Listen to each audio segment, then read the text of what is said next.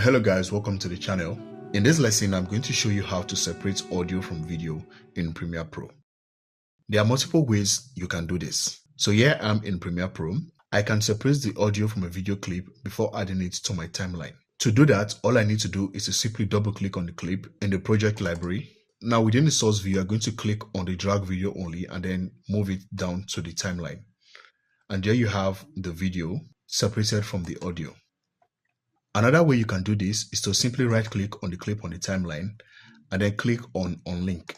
After doing that, when you head over to the timeline, you're going to see that both the audio clip and the video clip are now independent.